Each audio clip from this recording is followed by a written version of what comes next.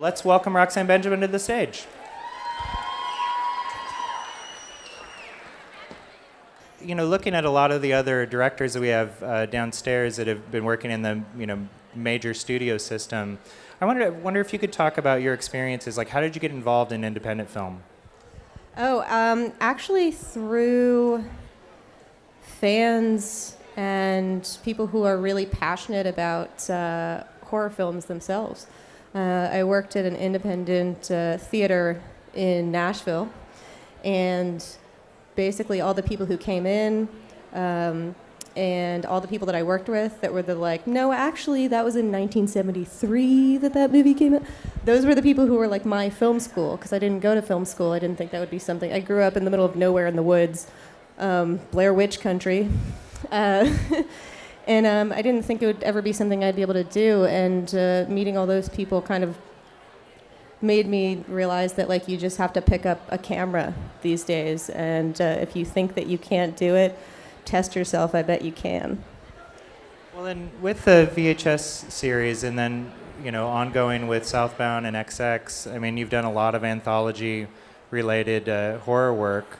I mean, can you talk about, what was that process for getting VHS started? And I guess the challenges and the benefits of doing an anthology series?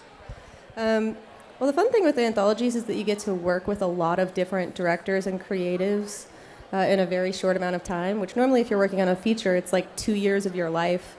And with this, it was a lot of directors like Eduardo Sanchez and Greg Hale, who did Blair Witch, or Adam Wingard, who did You're Next and The Guest and is now about to do Kong versus Godzilla.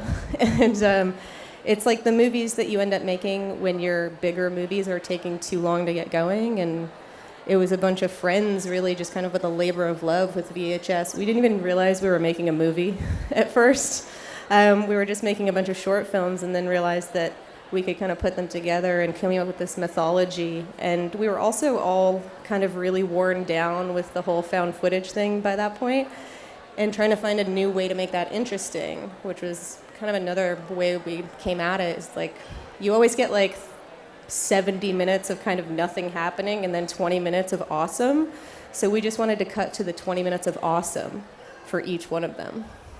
Well, and it seems like, with those projects, you're able to kind of build this big network of buds that you continue to work with through time. I mean, is that just the awesomeness? I mean, the genre community is extremely welcoming. Most of these people I just met at film festivals and just walked up and started talking to them, and through that's how we ended up eventually working together and making movies together. That, and we all kind of live within a couple blocks of each other in Los Angeles, but that's kind of the thing. We're all just sitting at home, working in a vacuum. So it was what are you doing? Let's go make something. And they kind of all were built from that. And, that's all of them were kind of like that. Even Southbound and XX came about kind of when everybody else was, their bigger movies were stalling. And it was we just want to go make something.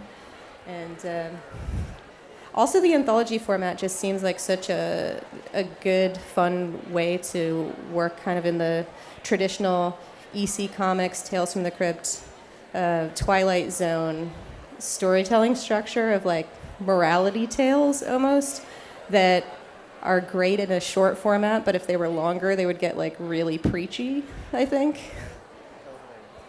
Well, so tell us, in your opinion, if horror film scares us, why do we like watching it? What is the power of horror film for you? For me, it's because I'm terrified of, literally everything.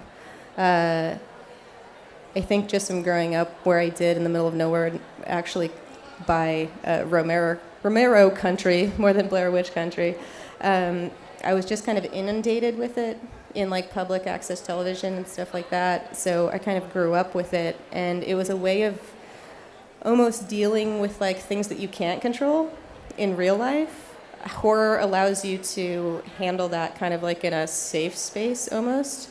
So it's really I'm just subjecting everyone to my own form of therapy, I guess. I'm not sure that we're in a safe space anymore. I don't want to look behind me, do I? No. I'm so not.